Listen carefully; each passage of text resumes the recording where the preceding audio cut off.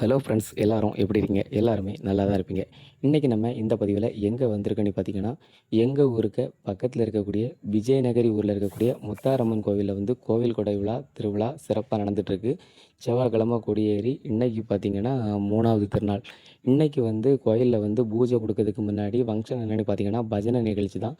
இது வந்து எங்கள் ஊர் தென்தாமரைக்குளம் பெரியம்மன் பஜனை குழுவினருக்கு அழைப்பு கொடுத்துருந்தாங்க.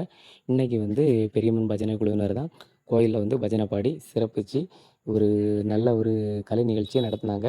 அதுக்கு தான் நம்ம வந்து பஜனைக்கு போயிருந்தோம். பஜனைக்கு போகும்போது பார்த்திங்கன்னா கோயிலில் வந்து சாயங்காலம் ஒரு 5 மணி போலே போயிருந்தோம். போனால் கோயிலில் நல்லா ஃப்ரீயாக இருந்து சாமியெல்லாம் கும்பிட்டுக்கிட்டு அப்படியே இருந்தோம். அப்போ பார்த்திங்கன்னா நம்ம ரசபானம் கரெக்டாக பஜனைக்கு ரெடியாகி சூப்பராக மேடையில் இருந்தாங்க.